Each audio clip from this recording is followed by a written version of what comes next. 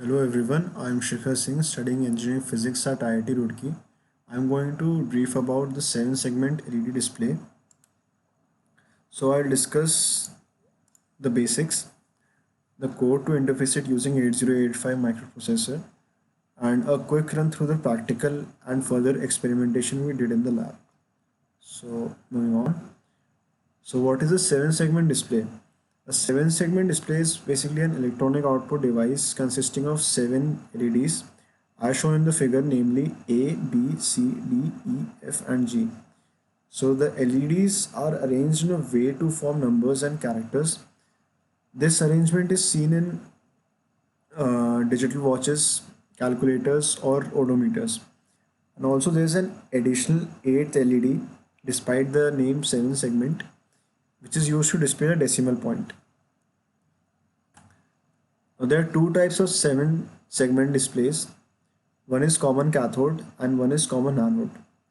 In common cathode, as the name suggests, all cathode connections are joined together to form a logic 0. So in order to illuminate a particular segment, we need a higher logic or logic 1. And in common anode, all anode connections are joined together to form a logic 1.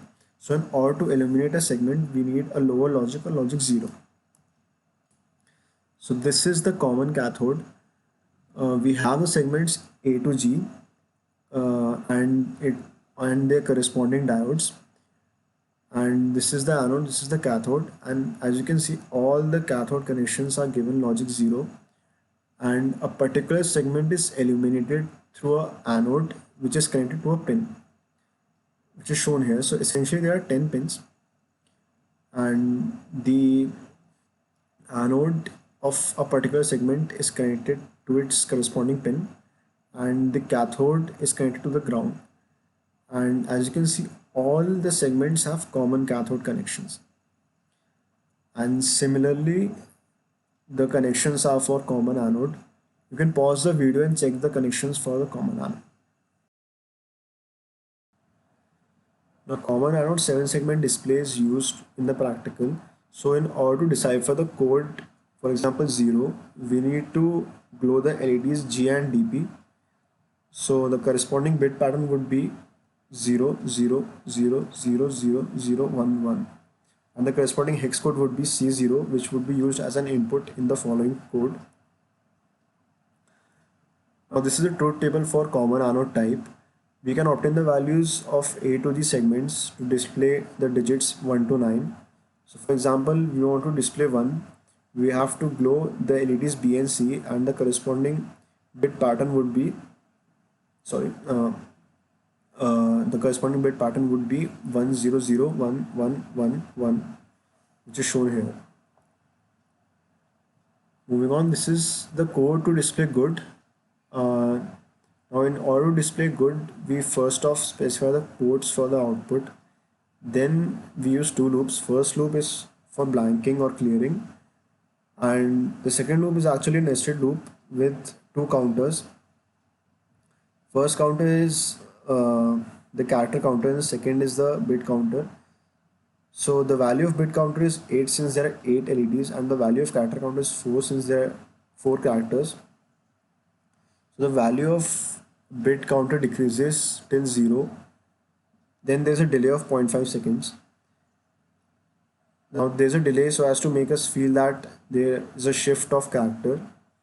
Then the next character code is pointed, and then the loop starts again till it goes to 0, till the character counter goes to 0. Now this is the data we enter from address 2100. Now in order to display good, this is the hex code for D, this is for 0, this is for 0 and this is for G. So first off D is printed, then 0, then 0, then G.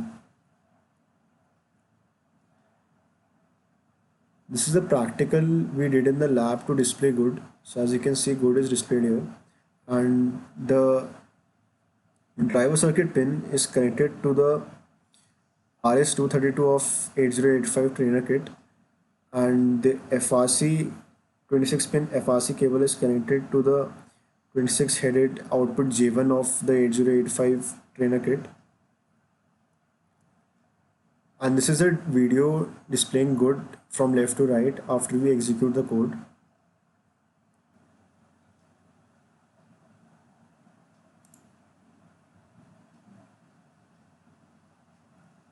Now the display elements are multiplexed in order to display multiple digits. Multiplexing means they are driven one at a time. In this figure, all the cathodes of a segment of each display are connected together on a single line as shown, and all the anodes of a display are connected together. So turning up anode drivers for that particular display and the corresponding desired cathode drivers for that display, we would be able to get the output in a sequential manner. But because this process is so fast and due to persistence of vision, it makes us believe that the entire display is continuously active. And one of the main advantages of using this architecture is that we are essentially using only 12 pins instead of 32 pins that we would have used earlier. Moving on, the further experimentation with the display. So the output is generated from left to right as shown previously. So we came up with questions like what if one wants to display from right to left, or how to generate it continuously, or how to alter the speed of this generation. So the answer to the first question is that we have to write the code for it again, and this process is quite lengthy and it may take some time. So we came up with a simpler idea. What we did, we flipped the 7 segment display by 180 and we altered the hex code for that character or digit to be displayed by its corresponding inverted image. Well, this is pretty straightforward. What I mean by this is that in order to display L, we'll write the hex code for its inverted image, that is 7. So in the code, we will write hex code for 7, that is F8 from address 2100 in order to display the letter L. And answer to the second question is that we'll add another loop to loop the characters or digits to generate it continuously.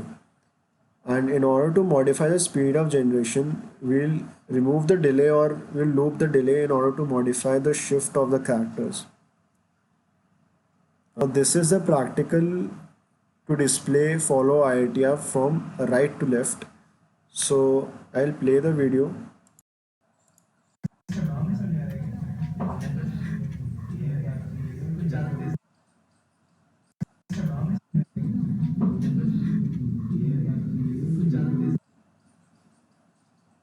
And this is the practical we did to display follow IITR with altered delay.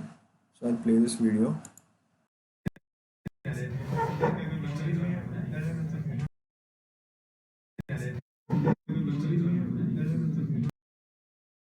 So this is the end of my presentation. I hope that you have learned something from this.